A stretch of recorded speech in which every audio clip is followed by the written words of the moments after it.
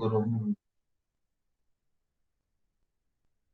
श्रुतिस्मृतिपुराणानाम् आलयं करुणालयम् नमामि भगवत्पादं शङ्करं लोकशङ्करः शङ्करं शङ्कराचार्यं केशवं बादरायणम् सूत्रभाष्यकृतौ वन्दे भगवन्तौ पुनः पुनः सदाशिवसमारम्भां शङ्कराचार्यमध्यमाम् अस्मदाचार्यपर्यन्तां वन्दे गुरुपरम्पराम् वन्दे गुरुपरम्पराम् ज्ञानशक्तिं समारूढां तत्त्वमाला विभूषिताम् मुक्तिं प्रदाता च तस्मै श्रीगुरवे नमः सद्गुरुनाथ महाराज की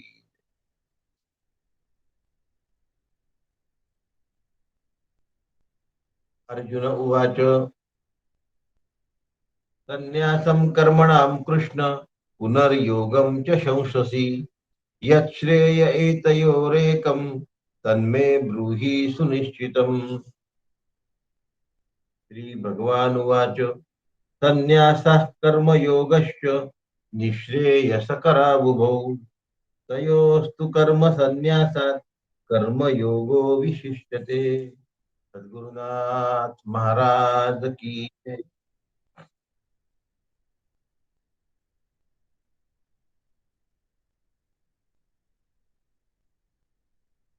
अर्जुनानी भगवंताकडून सांख्ययोग ऐकला.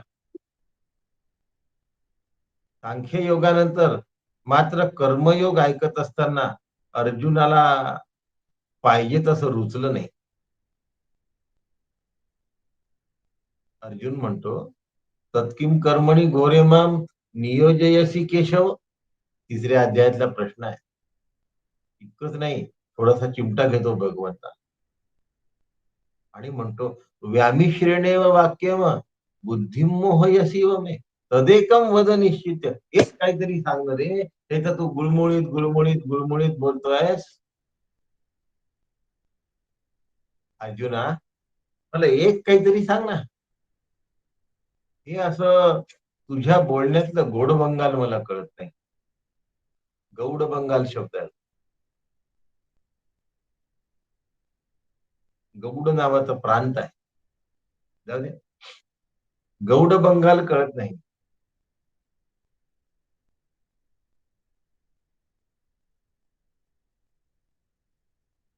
अर्जुन भगवंताला म्हणतात आहे की आप बहुत मीठी मीठी बात कर रहे हो, मगर आपकी बात मेरे समझ में नहीं आ रही. ज्यादा मीठापन अच्छा नहीं होता.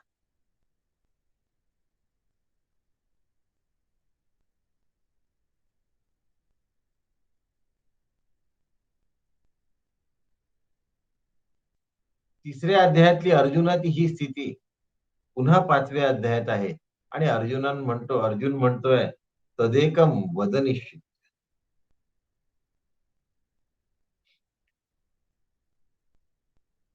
तदेकम वदनिश्चित्य हा आशय सांगितला. हे वाक्य तिसऱ्या अध्यायातलं आहे. इथे म्हणतोय यच्छ्रेयम एतयोर एकम तन्मे ब्रूहि. माझ्या कल्याणासाठी जे एक आहे ना तेवढं तू मला सांग, हे बाकीचं नको सांगू.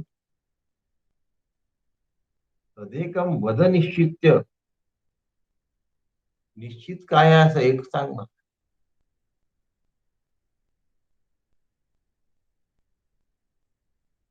यच्छ्रेयम एतयोर एकम. जे माझ्यासाठी श्रेयस्कर आहे असं एक काय आहे ते सांग. इथे सुद्धा तदेकम वद निश्चित्य म्हटलंय आणि इथे सुद्धा यच्छ्रेयम एतयोर एकम. इथे सुद्धा एकावर भर दिलाय. काय होतं,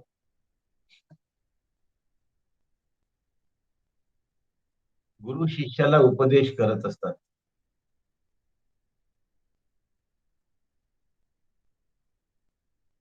शिष्याचं कल्याण व्हावं हा मानस असतो श्री गुरूंचा. पण कल्याण शब्दाच्या व्यावहारिक परिभाषेमध्ये हा शिष्य दडलेला असतो. व्यावहारिक कोंदणात हा दडलेला असतो. समजून घ्या मी काय म्हणतोय.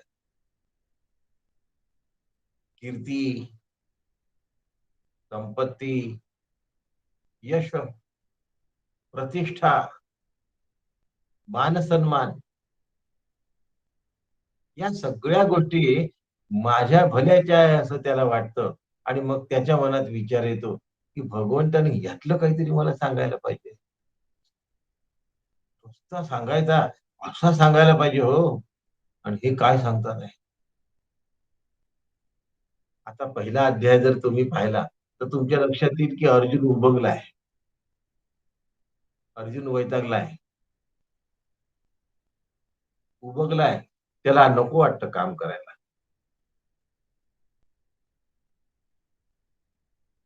आणि सांख्ययोग सांगितल्यानंतर आता तू कर्म कर असं तिसऱ्या अध्यायात भगवंतांनी सांगितल्याबरोबर तो अवाक झाला. अरे एवढं मोठा यांनी सांख्ययोग सांगितला आणि मला कर्म कर म्हणतात. भगवंताला वाटलं आता तरी याला कळेल. आणि म्हणून कर्मसन्यास ज्ञानपूर्वक कसा घ्यायचा हे चौथ्या अध्यायात सांगितलं. आता अर्जुनाला वाटलं आता कर्माचा संन्यास आपल्याला घ्यायला भगवंत सांगून राहिले. आता बरोबर आहे. ट्रॅकवर आहे.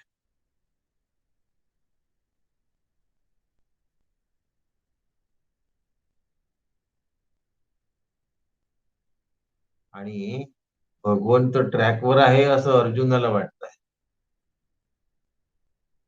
आणि भगवंत म्हणतात आहे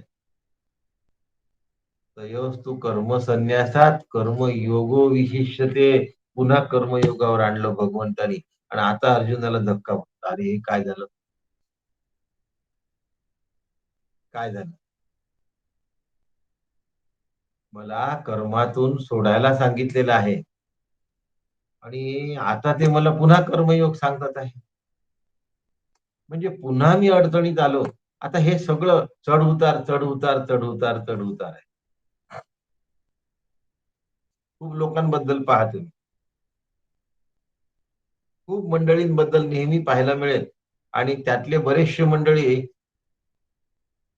माझ्या सकट इथे ऑनलाईनवर आहेत. काय आहे बा. तो भाग बघूया आपण काय आहे.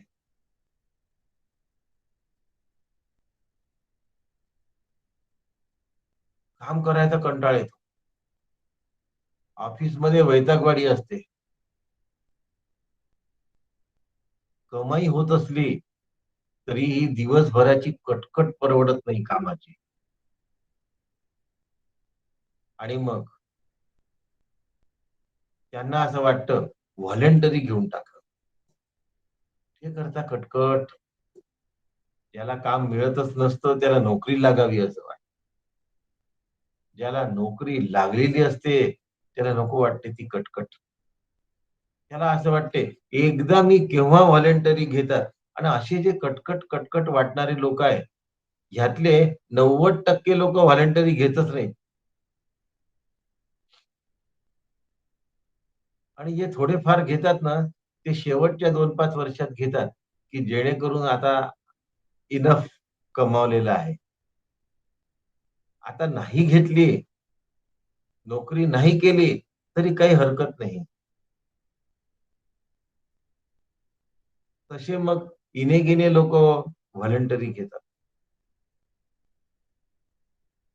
पण अर्जुनाला व्हॉलंटरी रिटायरमेंटची सोय नाही. त्याला वाटलं आता कर्म संन्यासामध्ये आता आपण कर्माचा त्याग केला की झालो मोकळो. भगवंत कर्मयोग सांगितलाय. तयोस्तु कर्म संन्यासात कर्मयोगो विशिष्य. कर्म संन्यासापेक्षा वैशिष्ट्य जर काही असेल, करण्याजोगं जर काही असेल तर तो कर्मयोग आहे अर्जुना. आत्ता अर्जुनाच्या कपाळावर आल्या आठ्या. आणि म्हणून अर्जुन म्हणतो यच्छ्रेयम एतयोर एकम तन्मे ब्रूहि. हे मला एक काहीतरी सांग गड्या की जे माझ्यासाठी श्रेयस्कर असेल. हे काय तुझं सांगणं? सांख्य सांगतोय, मग कर्मयोग सांगतोय, पुन्हा कर्मसन्यास सांगतोय आणि आता कर्मसन्यास सांगतोय. सांख्ययोग झाला, मग कर्मयोग झाला, मग ज्ञानकर्म संन्यास झाला. मग आता पुन्हा मला तू कर्मयोगातून कर्मसन्यास शिकवणार? मला एक काहीतरी सांग. सारखा या गोष्टीवर मी भर याच्यासाठी देतोय की आपण जेव्हा काकांकडे जातो तेव्हा काकांनी नेमकं आपल्याशी काय बोललं पाहिजे असं आपण ठरवतो. काय म्हणतोय मी? आपल्या मनात एक चौकट तयार झाली असते. काकांनी असं म्हणावं, तुझी साधना छान सुरू आहे. जर काकांनी असं म्हटलं नाही, तर आम्ही काकांना सांगतो, शांत मस्त छान वाटतंय काका साधना केल्यानं. काका म्हणतात, "हो, हो, काका इतकं प्रसन्न असतं, काय सांगू." "हो, हो, खरंय. पहिल्यांदा छान वाटतं सांगितलं, दुसऱ्यांदा खूप प्रसन्न वाटतं सांगितलं. पहिल्यांदा काकांनी हो म्हटलं, दुसऱ्यांदा खरंय. मला काय हवं असतं? तुझ्यासारखा." हां, "कोणी नाही रे साधना कर. तुझ्यासारखा तूच." असं हवं असतं. उलट आपल्या साधनेतल्या त्रुटी श्री गुरूंनी पॉइंट आउट करून त्या मी करेक्ट करून घ्याव्या याच्यासाठी श्री गुरूंकडे जायचं. पण आम्ही मुलाबाळांच्या गोष्टी करणार, आम्ही नातवांच्या गोष्टी करणार, आम्ही प्रापंचिक परिस्थितीच्या गोष्टी करणार आणि वरून तुझी साधना चांगली आहे असं सर्टिफिकेट मागून घेणार. व्यावहारिक प्रापंचिकाचा हा छंद असतो. तो घुमत फिरत कुठेही असला तरी सर्टिफिकेट त्याला परमार्थाचं हवं असतं. कारण प्रपंचात तो निष्णात असल्याचं लक्षण आहे. निष्णात माणसाचं वैशिष्ट्य असतं. निष्णात गायक बघा, तो काही पण घेईल. म्हणजे नीट सांगतोय चांगल्या अर्थाने. ताना घेईल, आलाप घेईल आणि ताना आणि आलाप त्यांनी घेतल्यानंतरही तो समेवर आल्याशिवाय राहत. तबला वादक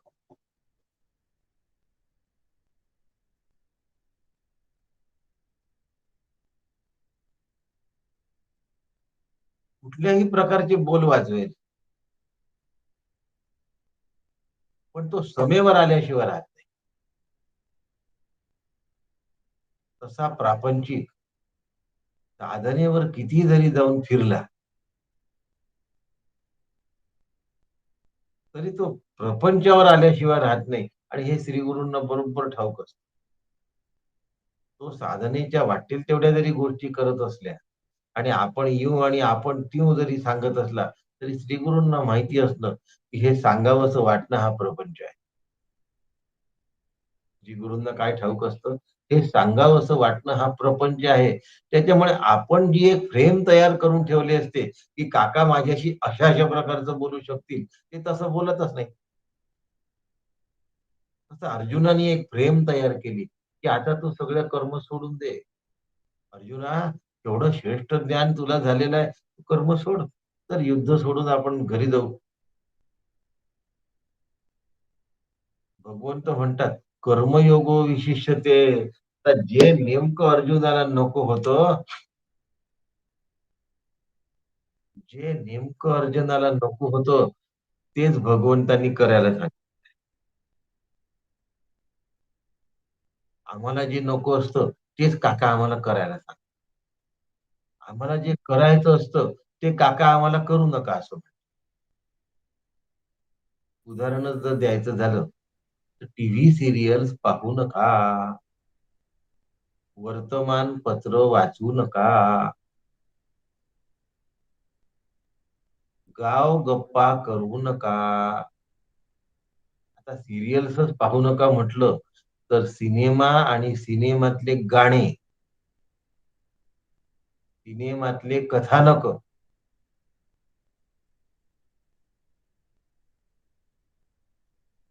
मी काय म्हणतो समजलं असेल. समजने वाले को इशारा काफी है असं म्हणतात. पण इशारा तर काय आहे? प्रत्यक्ष ढुस्सा जरी मारला की तू हे करू नको, तरी तो ते सोडत नाही.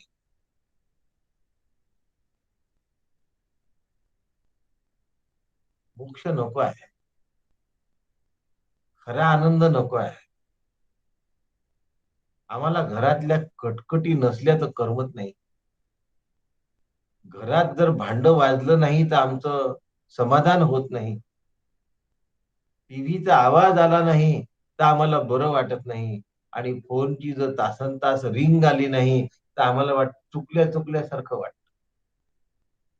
आम्ही इतकं वेल अक्वाइंटेड झालेलो आहे या प्रपंचाशी, एवढा सराव झालाय आम्हाला प्रपंचाचा, की या प्रपंचातलं काही नसलं तर आम्हाला रुखरुख वाटते. आपल्याच व्हॉट्सअप ग्रुपवर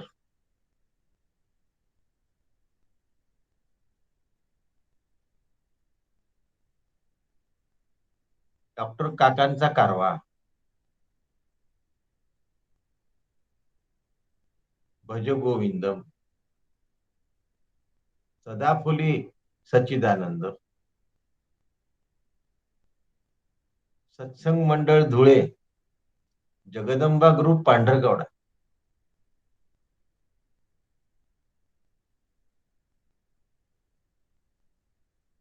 आनंद घन,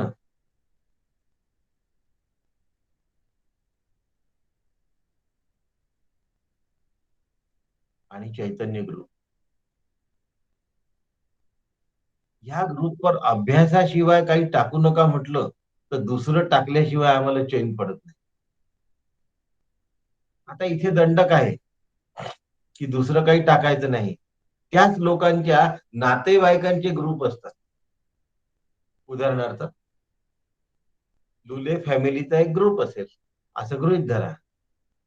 त्या नातेवाईकांच्या ग्रुपवर सर्रास लेखन असतं. दुसऱ्यांनी जर लेखन केलं असेल तर वा वा वा वा उत्तम, याचा रिमार्क सुद्धा असतो. पण परमार्थातले 4 वाक्य आपल्या अभ्यासाच्या ग्रुपवर लिहायला वेळ केव्हा लिहू हो, कसं लिहू हो, काय करू हो, आम्हाला वेळ नाही आहे याच्यात. तिकडे वेळ आहे. इकडलं तिकडे फॉरवर्ड करायचं, त्यांनी ते पुढे सरकवायचं, आणि मी काय चांगलं पाठवलं असं दिमाखामध्ये सांगायचं. याला वेळ आहे आमच्याजवळ. असा जो माणूस असतो तो कर्माचा अधिकारी असतो. तो नेहमी जेव्हा म्हणतो माझं सगळं भागलं, माझं मन निघालंय, खोटी गोष्ट आहे. चक्क खोटी आहे. ही स्वतःची स्वतः केलेली फसवणूक आहे. लक्षात, अशी फसवणूक अर्जुन स्वतःची करतोय. तयोस्तु कर्मसन्यासात कर्मयोगो विशिष्यते, हे भगवंताला सांगायची वेळ आली आहे. का सांगायची वेळ आली आहे? अरे तू समजतोयस तसं तू नाही आहेस. तू काय समजतोयस? लक्षात आलं असेल तुमच्या. आपलं काकांसमोर गेल्यानंतर असंच होतं. आम्ही स्वतःला काहीतरी समजतो आणि आम्ही बोलायला जातो, फसगत तिथेच होते सर. अज्ञानी माणूस ज्या वेळेला बोलतो ना, तेव्हा त्याचा मूर्खपणा विशद होत असतो, प्रगट होत असतो. त्याला कळतच नाही, तो स्वतःला शहाणं समजतो. खूप बोलणारे जे लोक असतात ना, त्यांचा आदर नसतो कधी. त्यांची किंमत नसते कधी, कारण ते अति बोलत असतात.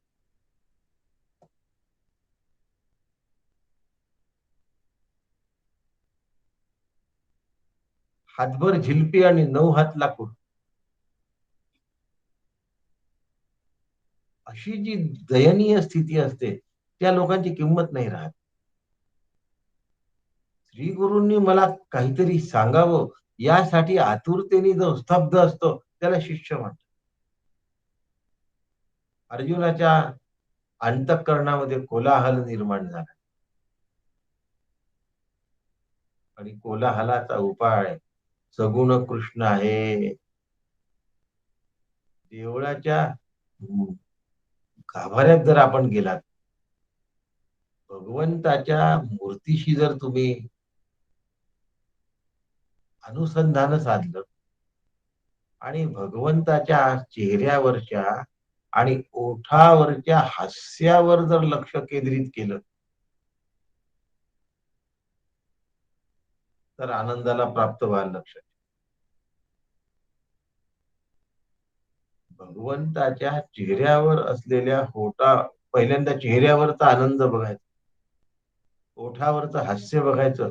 बघता बघता फक्त ओठावरच्या हास्यावर लक्ष केंद्रित करायचं आणि आनंद रूप व्हायचं. साधना आहे. आणि ही साधना मी सांगितलेली नाही, नाथ महाराजांनी भागवतामध्ये सांगितली.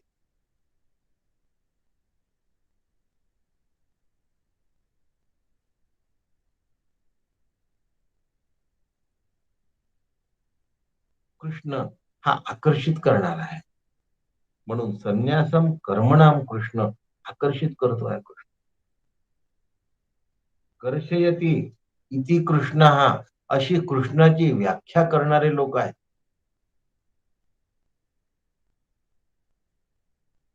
पण विद्वान लोक याची व्याख्या कर्षयती आकर्षयती इति कृष्ण हा अशी करतात. तो आपलं लक्ष वेधतो त्याला कृष्ण म्हणतात, हे विद्वानांना मान्य नाही. विद्वानांचं म्हणणं असं आहे की तो आपलं लक्ष वेधतो आणि त्यानंतर दुसरीकडे लक्ष जाऊच देत नाही. कर्षती आकर्षयती इति कृष्ण. कृष्णाकडे लक्ष दिल्यानंतर पुन्हा दुसरीकडे लक्ष द्यायची आठवणच राहत नाही. हा कृष्ण शब्दाचा.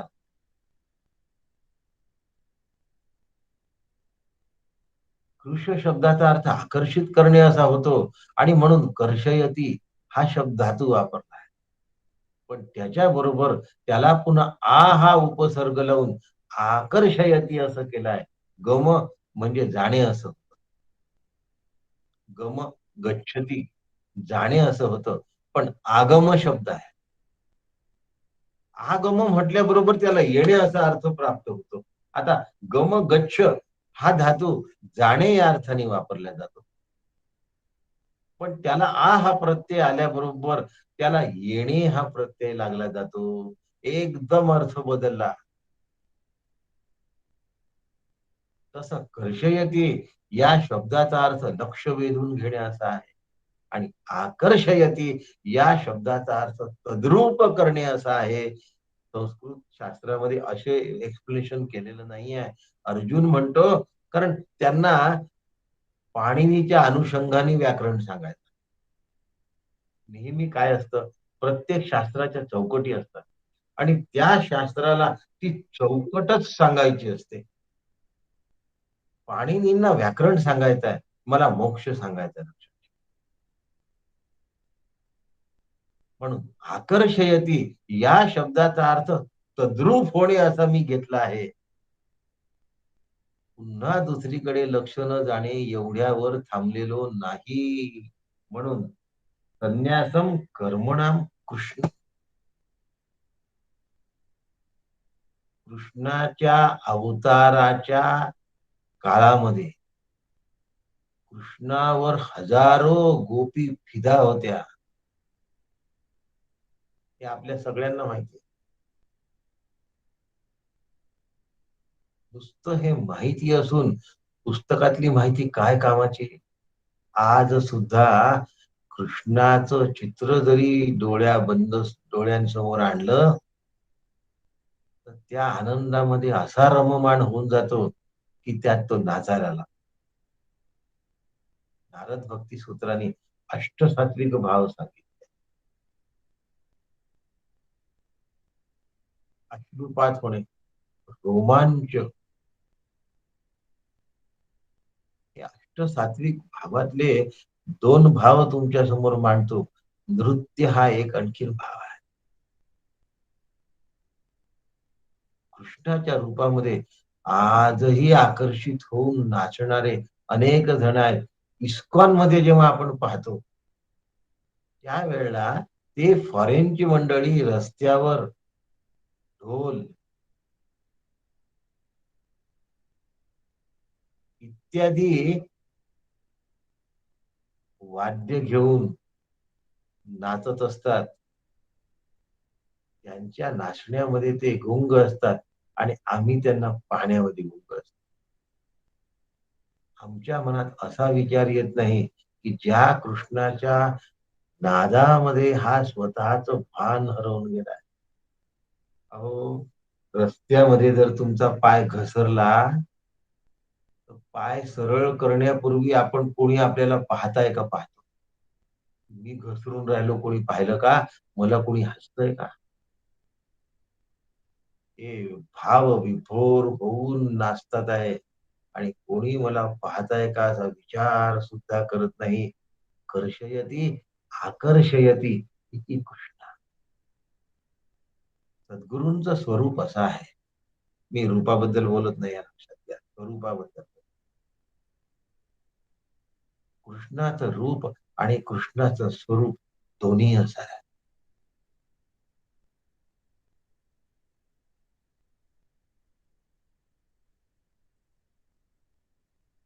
कुणाला चमेलीचे फुलं लावायला आवडतात, कुणाला निशिगंधाचा गजरा लावायला आवडतो, कुणाला मोगऱ्याचा हार घालायला आवडतो, कुणाला गुलाबाचा सुगंध आवडतो. पण आपल्या मुकुटामध्ये मोरोपिसाला शिरपेश करणारा फक्त भगवान श्रीकृष्ण आहे. मोरोपिसाचे सुद्धा अनेक अर्थ आहेत. तो आपला इथे विषय नाही आहे. म्हणून कर्मणाम कृष्ण.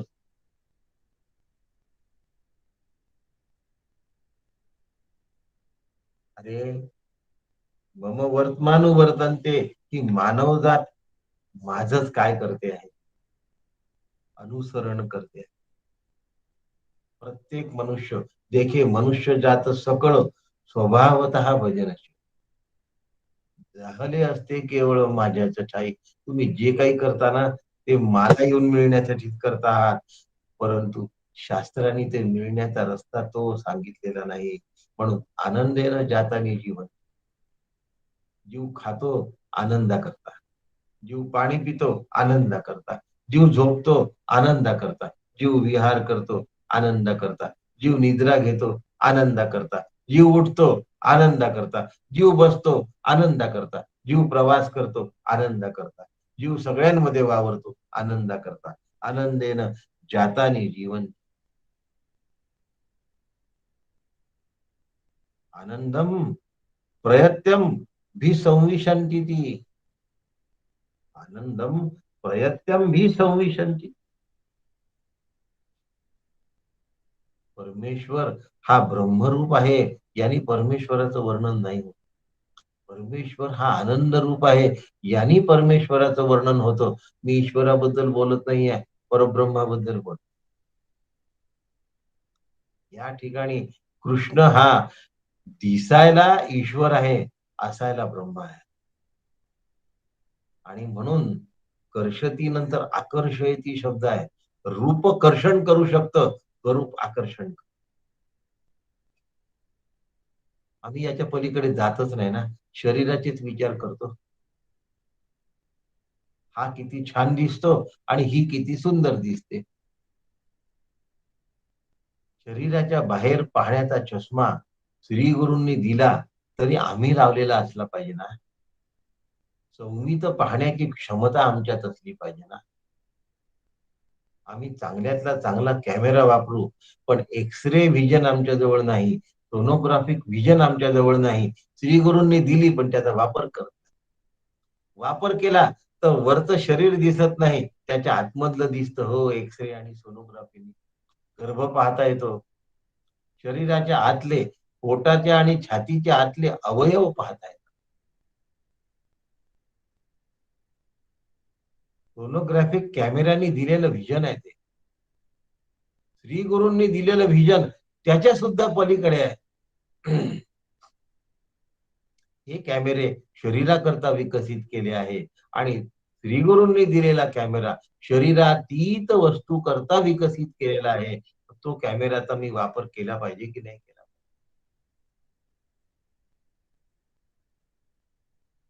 करायला पाहिजे हो.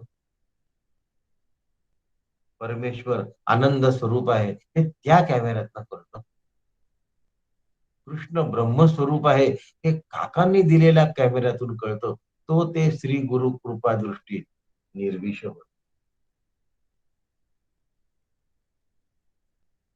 विषय कळतात, तो विषारी कॅमेरा आहे. विषारी कॅमेऱ्यातून सुखाचा भास आणि दुःखाचा डाच असतो.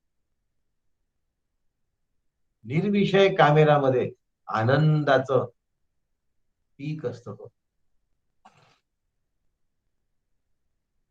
प्रत्येक जीव परब्रह्माच्या आनंद स्वरूपाकडे धावत असतो, आनंद प्राप्तीकडे धावत असतो. पण मला खूपदा असं वाटतं की ते धावत असतो, त्याला कल्पनाच नसते आम्ही आनंद प्राप्तीकडे धावतो. आणि म्हणून तो पुन्हा विषयाच्या मागे लागतो. माझं सांगतो, असं वाटलं की शिक्षण झाल्यानंतर आनंद मिळेल. आता काय लागतं? एकदा शिक्षण झालं, आता चिंता नाही. पण शिक्षण झाल्याबरोबर लक्षात आलं की कमावल्याशिवाय काही खरं नाही. कमावल्यावर लक्षात आलं, विवाह झाल्याशिवाय जीवनच सुरू होत नाही. विवाह झाल्यावर कळलं, मुलाबाळांशिवाय जीवनात अर्थ नाही. मुलं-बाळं झाल्यावर कळलं, मुलं-बाळं मोठे झाल्याशिवाय जीवनात अर्थ नाही. मुलं-बाळं मोठे झाले, त्यांनी कमावल्याशिवाय अर्थ नाही. मी आनंदासाठी प्रयत्न करतोय आणि विषयात अडकतोय. आनंदासाठी प्रयत्न करतोय आणि विषयात अडकतोय. माझा मीच पाय अडकवून घेतोय. म्हणून सर्व जीव स्वभावतः आनंदावर प्रेम करत असले, तरीही चुकून ते विषयाकडे वळून जातात. म्हणून आत्मनस्तु कामाय सर्वं प्रियं भवती हा जरी सिद्धांत असेल, की मी आत्मस्वरूपासाठी सगळ्यांशी बोलतो, पण हा सिद्धांत विसरून मी सगळ्यांमध्ये रमून जातो. सगळे शब्दाचा अर्थ व्यक्ती, वस्तू, घटना आणि परिस्थिती. वस्तूंमध्ये रमतो, घरदारात रमतो. घर शब्दाचा अर्थ वास्तू असा होतो आणि दार शब्दाचा अर्थ पत्नी असा. दारा शब्द आहे. स्वतःच्या आनंद प्राप्तीसाठी चुकून मी सुखाच्या मागे लागतो, कारण सुख विषयातून मिळतं. मला आनंद रूप व्हायचा आहे, मला सुख रूप व्हायचं आहे, मला सुखी नाही व्हायचं. म्हणून सत्यम ज्ञानम अनंतम ब्रह्म अर्जुन म्हणतो, यत श्रेय एतयोरेकम तन्मे ब्रूहि सुनिश्चित. अरे कृष्णा, तू साक्षात सच्चिदानंद स्वरूप परमात्मा असताना सुद्धा मला तुझ्या प्राप्तीचा रस्ता सांगत नाही आणि मला तू काय सांगतोयस? कर्म कर म्हणतायस. अर्जुनाला कर्म निकृष्ट वाटत. खरं सांगू का? कर्म करायची इच्छा नाहीये. त्याला युद्ध करायची इच्छा नाहीये. आणि आपल्या इच्छेवर कृष्णाने यावं आणि मग आपण म्हणावं, "हो कृष्णा, तू म्हणतो ना तसंच मी ऐकलं." आपला स्वभाव असाच असतो. आपला आणि अर्जुनाच्या स्वभावात फरक नाहीये. सारखा आहे. फरक कुठे आहे? त्याच्या आणि माझ्या स्वभावात. कृष्णाने म्हटलं ते तरीही तो स्वेच्छेने करायला तयार आहे. आणि आम्ही श्री गुरूंनी सांगितलं तरीही करायला तयार नाही.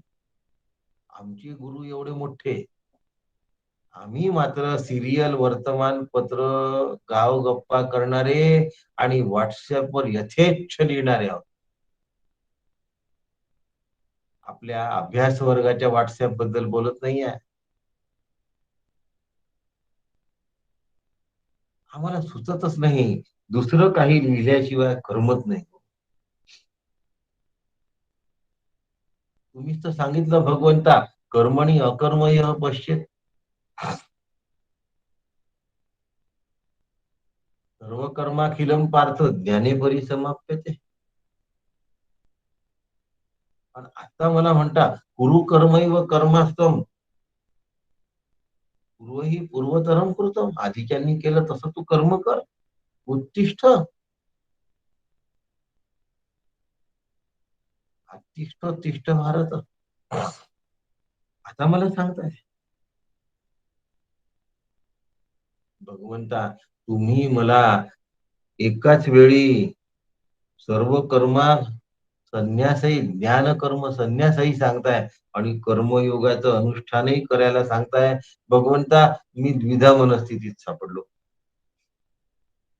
तुमचं विधान परस्पर विरोधी आहे. श्री गुरु बोलत असताना त्यांचा बोलात बोल नाही असं जेव्हा शिष्याला वाटतं, तेव्हा तो शिष्य आतमध्ये गोंधळलेला असतो, हे लक्षात ठेवा. काही काही गोष्टींचे ठोकताळे नेहमी लक्षात ठेवायचे.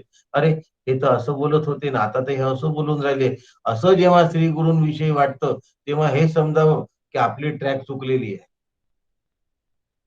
आपल्या कानाच्या पडद्याचे 12 वाजले आहेत. आपल्याला जे समजायला पाहिजे ते ऐकू येत नाही आहे आणि जे ऐकू येत आहे ते कळत नाही. काका प्रपंचामध्ये रमायला कधीच सांगणार नाही. काका हा सांगतात, आपण गृहस्थाश्रमी आहोत, आपल्याला संन्यास घ्यायचा नाही. मग आम्ही हे लक्षात ठेवतो की आपण गृहस्थाश्रमी आहोत. आपण हे लक्षात ठेवत नाही की माझा गृहस्थाश्रमही संपणार आहे, मी वानप्रस्थामध्ये प्रवेश केला पाहिजे. काकांनी असं नाही म्हटलं की तुम्ही वानप्रस्थात जाऊ नका. काकांनी असं नाही म्हटलं की तुम्ही अविधिवत संन्यास सांभाळा. विधिवत संन्यास घेऊ नका, एवढंच काकांना सांगा. घरातली वृत्ती काढून टाकू नका असं नाही म्हटलंय काकांनी, पण आम्ही म्हणतो. काकाच तर म्हणाले संन्यास घेऊ नका, म्हणजे काय तू घरामध्ये नाक खुपसायला सांगितलंय का तुला? त्याचा अर्थ असा काढशील का तू की कधीतरी यातनं निवृत्त होशील?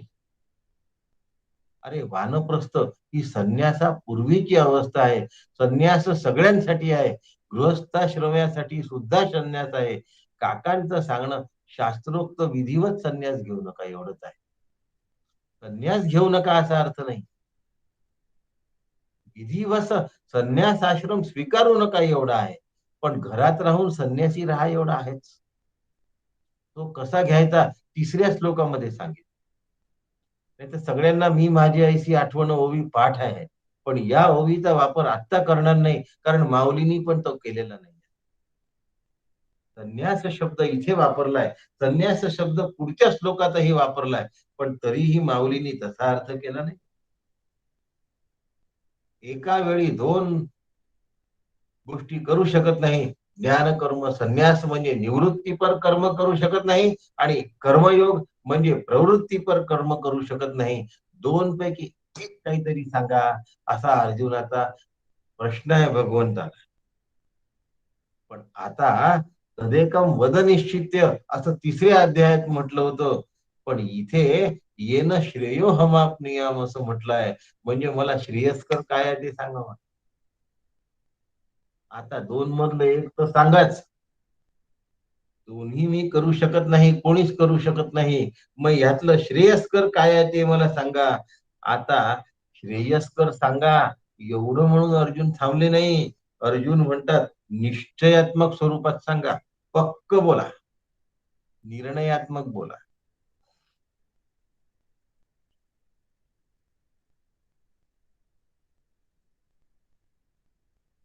भगवंत हुशार आहेत. हुशार माणसाकडे बुद्धू माणूस ज्या वेळेला जात असतो तेव्हा त्याला असं वाटतं बुद्धू माणसाला की आपल्यासारखा हुशार कोणीच नाही.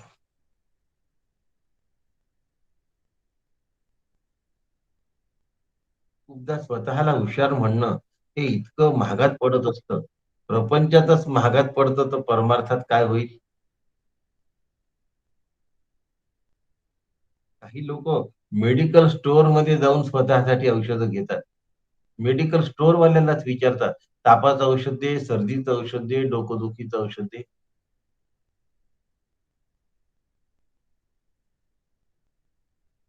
त्यांनी त्यांची सर्दी, ताप, डोकंदुखी जाते हे खरं आहे. पण त्याचे दुष्परिणाम त्यांना पुढे विपर्यासाला घेऊन जातात.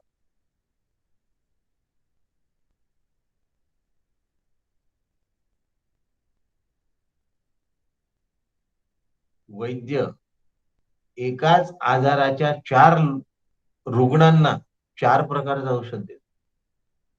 एकच आजार आहे तर सगळ्यांना तेच औषध नाही देत आणि तेवढ्याच मात्रांमध्ये देत नाही. प्रत्येकाच्या मात्रा सुद्धा वेगवेगळ्या असतात. तुम्हाला कल्पना असेल, लहान मुलांना त्यांच्या वजनाप्रमाणे आणि मोठ्या माणसांना त्यांच्या वजनाप्रमाणे मात्रा असतात. इतकं तर सामान्य माणसाला माहिती आहे.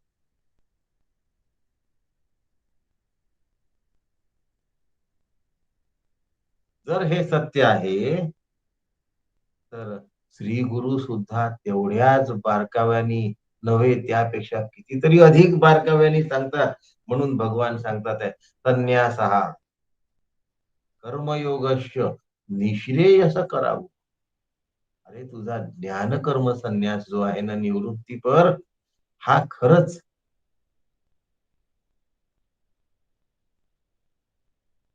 दोनही मोक्षाला प्राप्त होणारे आहेत. कर्मसन्यासही कर्मयोगही मोक्षाला प्राप्त होणार आहे आणि कर्मसन्यासही मोक्षालाच प्राप्त होणार आहे. जो सुरू केला आहे भगवंतानी आता सांगणं, तो कर्मसन्यासही मोक्षालाच जाणार आहे आणि कर्मयोगही मोक्षालाच जाणार आहे. निःश्रेयस करा उभौ, उभौ म्हणजे दोन्ही पण. उभौ तौ न विजानीयाम नायम हंती न हन्यते. भगवद्गीतेचा श्लोक आहे, पण हा श्लोक कठोपनिषदात सुद्धा आहे.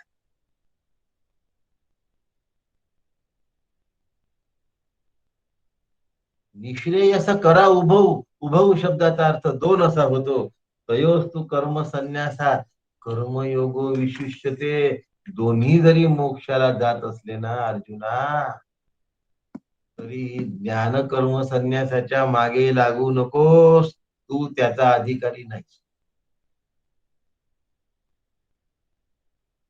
ब्रह्मणी नितरा असा इति संन्यास. ब्रह्मस्वरूपामध्ये निरंतर राहणे याला संन्यास असं म्हणतात. ब्रह्मणीम निरताम आसहा शांकर भाष्यामध्ये याचं वर्णन आहे. बाह्य प्रवण तारीही तेन चित्तस्य ब्रह्मणी ब्रह्मात्म नाव स्थान लक्षण निर्विकल्प समाधी. त्याच्यातनं आचार्यांनी निर्विकल्प समाधीपर्यंत सांगितलं. आणि मग सविकल्प समाधी सुद्धा सांगितली आणि मग म्हणतात द्वावेप्येतो संन्यासो प्रधानो एयतो हो. द्वायप्येतो संन्यासो प्रधानो एतयो हो. हे दोन्ही जे संन्यास आहेत ना ते समाधीला जाऊन पोचणार आहे. फक्त एक सविकल्पाला जातो आणि एक निर्विकल्पाला जातो. अर्जुना, सविकल्प म्हणजे काय हो? अनात्म प्रत्ययांचा जिथे निराश होतो आणि प्रत्येगात्म स्वरूपामध्ये जिथे स्थिरता येते त्याला सविकल्प समाधी असं म्हणतात. आणि या सविकल्प समाधीमध्ये जेव्हा प्रत्येगात्म स्वरूपाची वृत्ती सुद्धा विरून जाते आणि त्याला स्वाभाविक स्थिती येते, त्यावेळेला ती निर्विकल्प होते, ती निष्प्रतिबंधक होते.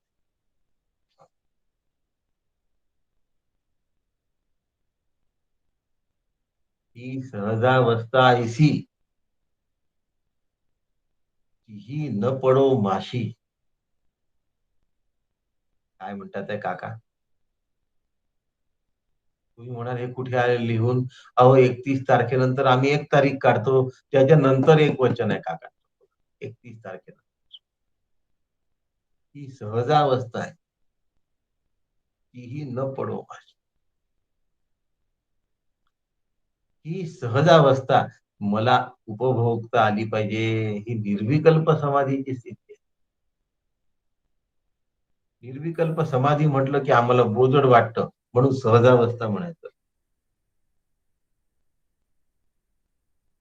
सविकल्प असो की निर्विकल्प असो, सर्व कर्म संन्यासपूर्वक श्रवण मननाची नितांत गरज आहे.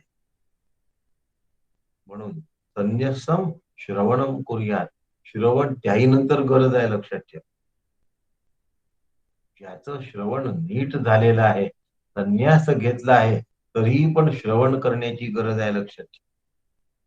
पुष्कळदा काय होतं की संन्यास घेतला जातो, काय म्हटलंय, पण श्रवणादी झालेलं नसतं. आणि असा जो साधक आहे, तो संन्यास घेतल्यानंतर सुद्धा बहिर्मुख आणि विषयासक्त असतो. काही लोक दूर जाऊन राहतात, नदीकाठी, पहाडांमध्ये, दऱ्या कंदऱ्यामध्ये,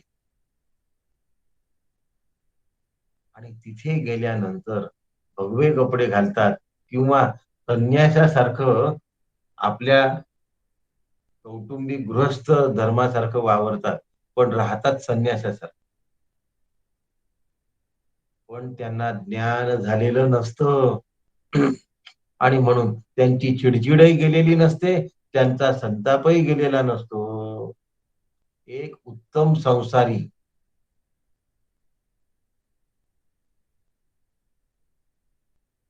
एक उत्तम संसारी ज्याप्रमाणे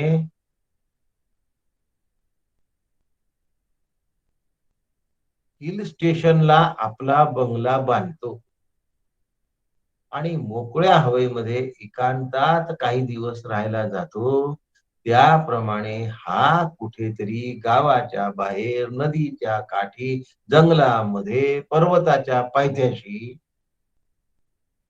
निर्जन ठिकाणी जाऊन आपली झोपडी उभारतो.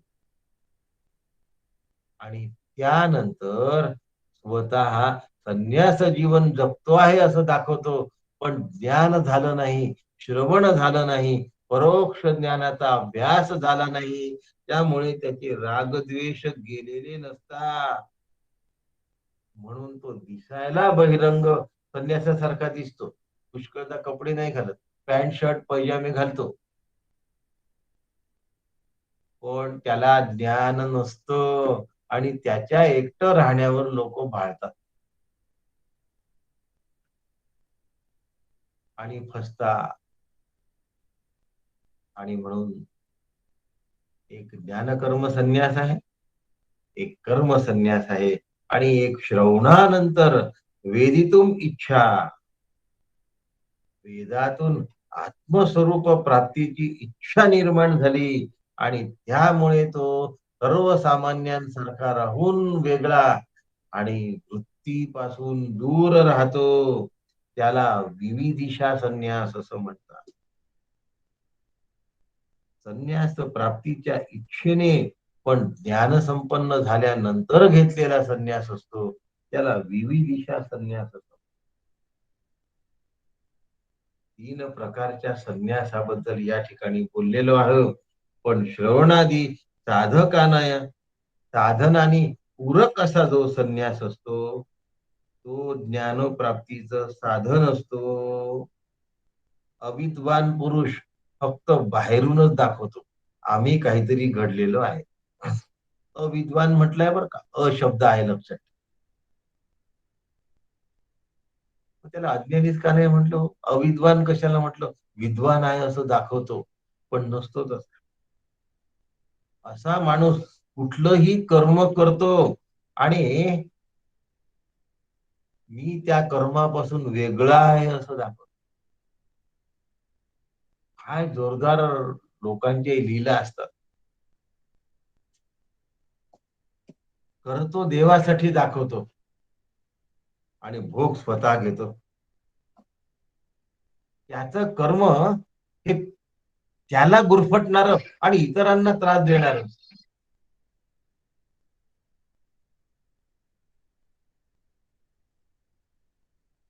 त्याचं कर्म हे त्याला गुरफटणार असतं आणि इतरांना त्रास देणार असतं.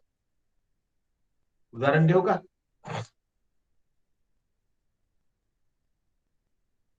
आज घटस्थापना आहे.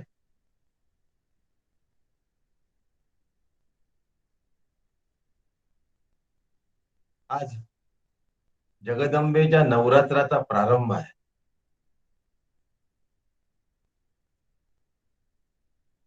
यवतमाळामध्ये हा उत्सव अतिशय दिमाखात आणि भव्य प्रमाणामध्ये होतो. भारतामध्ये दुसऱ्या नंबरचा यवतमाळात आहे हा उत्सव. कलकत्त्यानंतर यवतमाळात दुर्गादेवी एवढी मोठी असते. गणपती एवढे नाही आमच्याकडे, दुर्गादेव्या खूप असतात. आणि त्यांची आरास आणि काय काय. रात्री 9 वाजतापासून सकाळी 5 वाजतापासून फिरत राहिलं तरी सगळ्या देव्या पाहणं होत नाही. मोजक्याच देव्या पाहणं. इतकं यवतमाळात प्रस्थ आहे या गोष्टी. सांगण्याचा विषय असा आहे की अविद्वान माणूस कसा कर्म करतो ते त्यालाही त्रासदायक असतं, कारण करावं लागतं म्हणून, आणि इतरांना पीडा देणार. हा माझा विषय. विषय भरकटलेला नाही आहे. आज घटस्थापना आहे दुर्गा देवीच्या मूर्तीची. सार्वजनिक दुर्गादेवी उत्सवात स्थापना आहे. अजून कुठल्याच मंडपामध्ये दुर्गादेवी येऊन बसलेली नाही. आज येतील संध्याकाळपर्यंत. पण आमच्या मंडपात सकाळी 6 वाजतापासून लाऊडस्पीकर झाला ठणठण सुरू. देवी यायचीच आहे. देवीची स्थापना व्हायचीच आहे. पण कर्कश लाऊडस्पीकर. त्यांनी केलेलं, अविद्वानांनी केलेलं कर्म कसं असतं.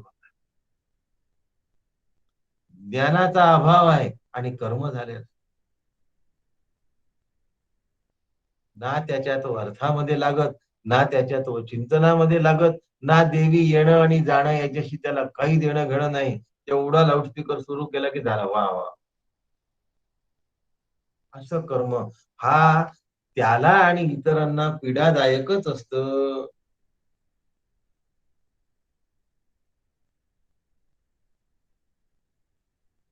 भगवंतानी निसंदिग्ध उत्तर देऊन टाकलाय. तयोस्तु कर्म संन्यासात कर्मयोगो विशिष्यते. अर्जुना, सगळ्यात महत्वाचा कर्मयोग आहे कर्मसन्यासापेक्षा.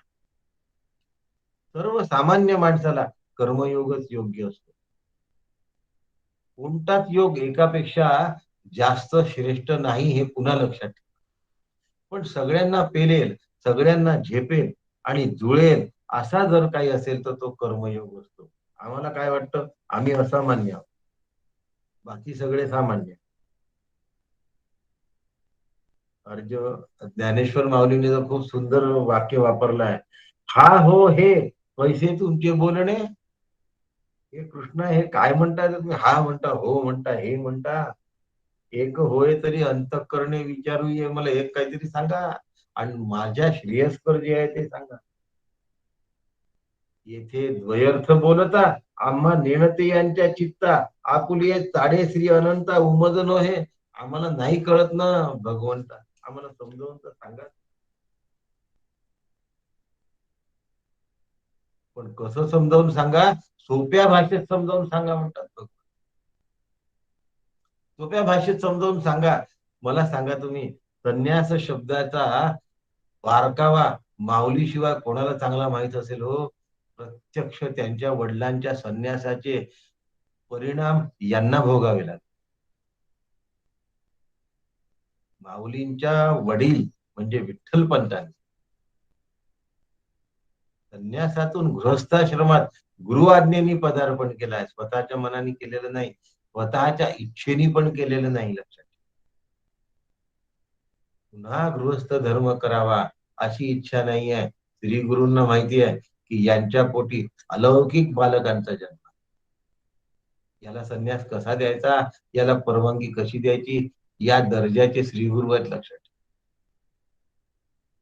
आणि म्हणून विठ्ठलपंत गुरु आज्ञेने आले आहेत. आणि त्यानंतर त्यांचा झालेला छळ आहे म्हणून माऊली सांगते की मला असं सांग संन्यास. काय वर्णन केलंय माऊलीने. माऊली म्हणते, जैसे निद्रेचे सुख न मोडे आणि मार्गू तरी बहुसाल सांडे. माझी झोप तर मोडली नाही पाहिजे, प्रवास तर झाला पाहिजे. तैसे सुखासना सांगडे सोपे हो, इतकं सोपं सांग मला. माझी झोप मोडता कामा नये आणि प्रवास तर झाला पाहिजे. माऊलीनीच वर्णन करावं. झोप न मोडता प्रवास. वा वा. असा संन्यास सांग की जे मला करता पण येईल आणि मला तो जड नाही जाणार, असा संन्यास सांग. आता इतका सामर्थ्य संपन्न भगवंत आहे, दुसऱ्या श्लोकाला प्रारंभ नाही करू शकत. इतक्या सामर्थ्य संपन्न भगवंताजवळ काय कमी आहे हो सांगाल. काही कमी असू शकत नाही, लक्षात ठेवा. म्हणून ज्ञानेश्वर माऊलींनी एक कथा सांगितली आणि ती कथा त्यांची ओवी सांगतो आणि तुम्हाला सांगतो आणि मग सांगतो. भगवंतासारखा दयाघन आहे. पाहे पा श्री शंभूची प्रसन्नता, तया उपमन्यूची या आरता, काय क्षीराब्धी दूध भाता देई जे चिना.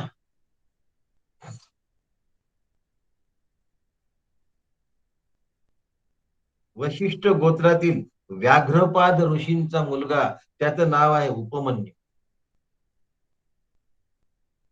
वशिष्ठ ऋषी यांचं जे गोत्र आहे ते आहे व्याघ्रपाद. व्याघ्रपाद नावाचं गोत्र असून अत्यंत शांत होते बरं का वशिष्ठ. असो, त्या गोत्रात उपमन्यू नावाचा मुलगा.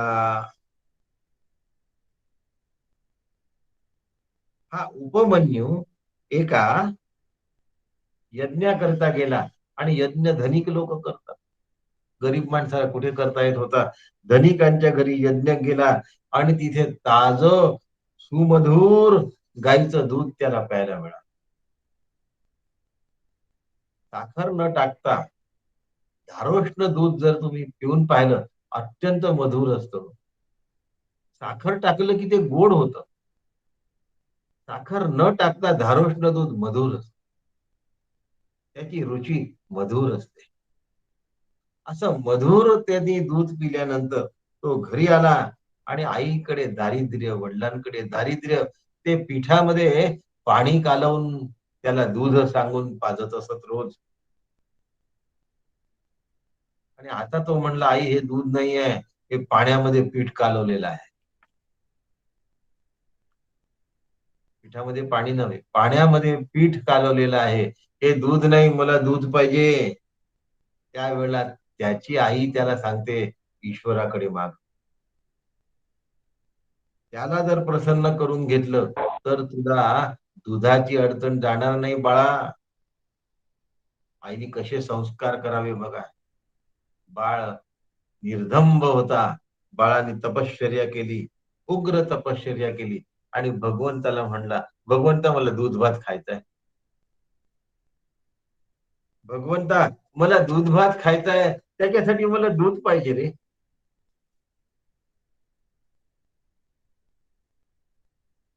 आता मला तुम्ही सांगा की भगवंताकडे दूध भात खायला काय, वाटीभर दूध मागायचंय, अर्धी वाटी दूध मागायचंय. पण तो गेला मागायला, बालकच होता. दूध भात खायचा होतं, त्याला भातासाठी दूध हवं होतं. म्हणून उपमन्यूनी तपश्चर्या केली आणि भगवंताला दूध भातासाठी दूध मागितलं. आणि भगवंतानी तथास्तु. त्या वेळेपासून क्षीरसागराची उत्पत्ती झाली आहे, लक्षात ठेवा. सप्तसागर आहेत आपल्याकडे. आपल्या नशिबात खारट सागर आहे. उपमन्यूच्या प्रारब्धात क्षीरसागर आहे, दुधाचा समुद्र आहे.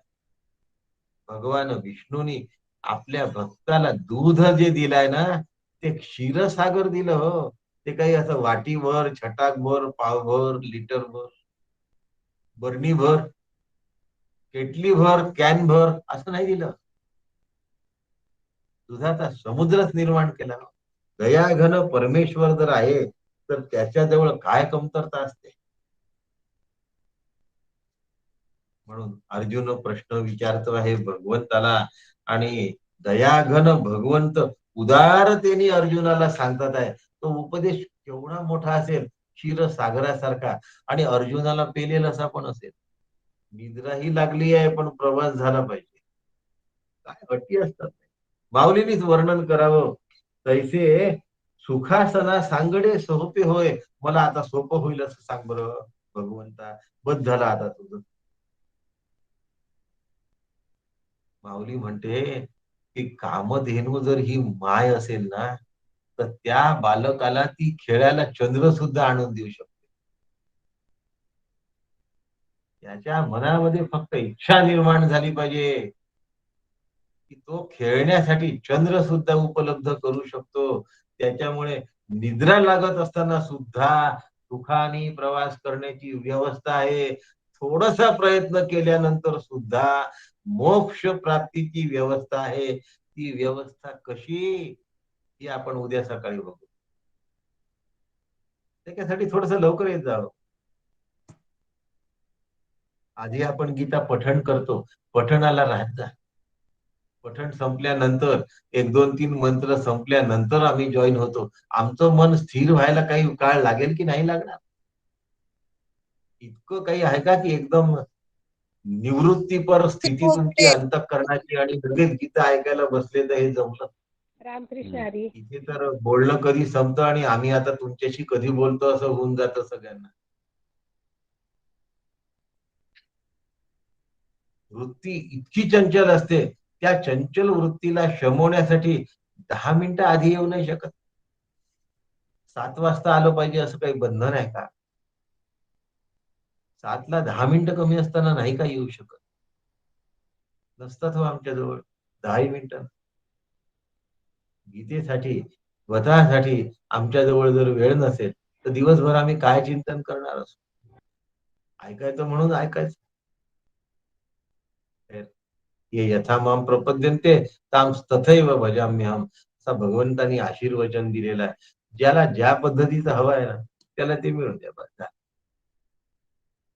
नको आहे मोक्ष, ऐकल्याचं समाधान मिळतं. 1 तास चांगला गेला असं वाटतं, चला तसं करा. तयोस्तु कर्म संन्यासात कर्मयोगो विशिष्यते. अर्जुनासमोर एवढे प्रश्न निर्माण होतात. आम्ही एवढे वर्षापासून परमार्थ करतो, आमच्या समोर एकही प्रश्न निर्माण होतो. सांगत असतो काही अडचण असेल तर प्रश्न विचारा, काही अडचण असेल तर बोला. तुम्हाला कसा त्रास द्यावा, मला कसा त्रास द्यावा याच्यासाठी मला त्रास नाही होत. पण तुम्हाला अडचण निर्माण तर झाली पाहिजे, प्रश्न पडला तर पाहिजे, तेव्हा विचाराल ना. पारमार्थिक प्रश्न पडला तर पारमार्थिक प्रश्न मांडाल ना. तो पडला नसतो, मग उत्तर असतं तुम्हाला त्रास होईल म्हणून आम्ही बोलत नाही. अहो तुम्ही बोलले तर मला आनंद होतो, मी तुम्हाला आत्ता पण सांगतो, पण अभ्यासाचं. अभ्यासाचं बोला. प्रपंचाचे बोलले तरी त्यातून मी तुम्हाला अभ्यासावर आणीन एवढं नक्की आहे. पण प्रपंचाचं बोलण्याचा प्रयत्नच कशाला करतो. ट्रॅक बदलत बसण्यापेक्षा डायरेक्टच आपण ट्रॅकला लागलं तर काय हरकत. पण प्रश्न पडू द्या, प्रश्न सुटू द्या. आम्हाला सगळं प्रश्न निर्माणच होत नाही. एक तर आम्हाला हे सगळं जमलं असंच वाटते. अर्जुनाला नाही वाटलं असं. आम्ही एवढ्या वर्षापासून परमार्थ करतो, आम्हाला वाटते बस बस बस. आमचं काय परमेश्वराजवळ पावतं. देव बरोबर आमच्या पाठीशी आहे. खूप जण म्हणतात असं, देव आमच्या पाठीशी आहे, देवाचं आमच्याकडे लक्ष आहे, तो आमच्याकडनं बरोबर करवून घेतो. इतके गुळमुळीत आणि सोपे वाक्य, हे गुळगुळीत झालेले वाक्य आहेत. हा भ्रमामध्ये टाकणारे वाक्य. अर्जुनासमोर प्रश्न निर्माण होतात आणि साधकासमोर प्रश्न निर्माण होत नाही, ही गोष्ट खरी नाहीये. त्यांनी प्रश्न निर्माण होईल असा अभ्यासच केला, असं चिंतनच केलं नाही. चिंतन केलं तर प्रश्न निर्माण होतात. प्रश्न निर्माण केल्यानंतर जर ते सोडवून घेतले आणि त्यानुसार वागायला लागलं तर पुन्हा अडचणी निर्माण होतात. पुन्हा प्रश्न निर्माण होतात की आता या अडचणीतून कसा रस्ता. अशा प्रश्नाच्या खास खळगेतून जेव्हा जातो तेव्हा प्रश्ननिष्ठा पूर्ण होते. ती श्री गुरूंची खरी सेवा निष्ठा आहे. लक्षात, हातपाय दाबणं ही खरी निष्ठा नव्हे. प्रश्न निर्माण होऊन ते प्रश्न निसंशय होईपर्यंत सोडवून घेणं आपली जबाबदारी आहे, विचारणाऱ्याची आणि श्री गुरूंची सुद्धा. श्री गुरु आपली जबाबदारी पार पाडण्यात मागे पुढे पाहत नाही. आम्ही तशी जबाबदारी पार पाडण्यासाठी मागे पुढे पाहत असतो. जर खरंच मनापासून अभ्यास करायचा असेल, प्रश्न निर्माण झाले पाहिजे. अर्जुन म्हणतोय कर्मसन्यास योग्य की कर्मयोग योग्य. भगवंत उद्या दुसऱ्या श्लोकामध्ये आपल्याला हे सांगणार आहेत. उद्या आपण दुसरा श्लोक बघूया आणि आज थांबू. नमस्कार करतो. राम कृष्ण. रामकृष्ण हरी काका. रामकृष्ण. रामकृष्ण हरी काका. सुनीता रामकृष्ण हरी. रामकृष्ण हरी काका. मीराताई रामकृष्ण. रामकृष्ण हरी सुनील मामा. अश्विनी रामकृष्ण हरी. रामकृष्ण हरी काका. रामकृष्ण हरी काका. मीराताई रामकृष्ण हरी. उषाताई रामकृष्ण हरी. रामकृष्ण. शालिनीताई रामकृष्ण हरी. गोविंदजी रामकृष्ण हरी. छान छान. रामकृष्ण हरी. संजयवार सर रामकृष्ण हरी. रामकृष्ण.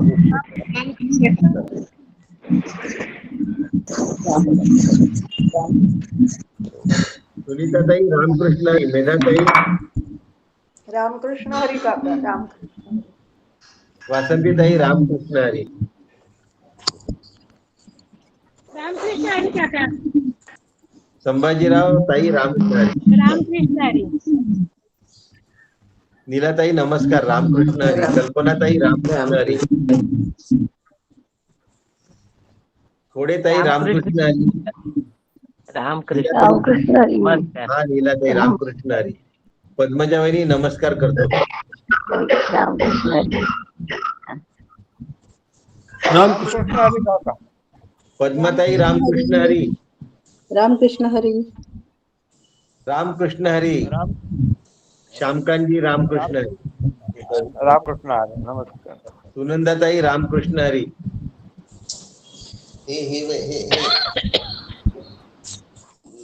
रामकृष्ण हरी काका. उज्ज्वलाताई रामकृष्ण हरी. रामकृष्ण हरी काका. सुनंदाताई रामकृष्ण हरी. नमस्कार. रामकृष्ण हरी. या अभ्यास करून काही अडचणी असतील तर बोलत जाऊया आपण. हो हो हो नक्की नक्की. रामकृष्ण हरी. रामकृष्ण हरी. सुचिता वहिनी सतीश नमस्कार करतो. नमस्कार. वहिनी होतोय का काही फायदा की नाही नुसतंच? नाही फायदा होतोय ना. फायदा होत.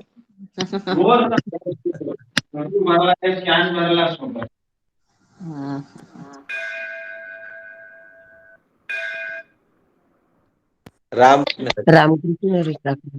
बेबी रामकृष्ण हरी. रामकृष्ण हरी.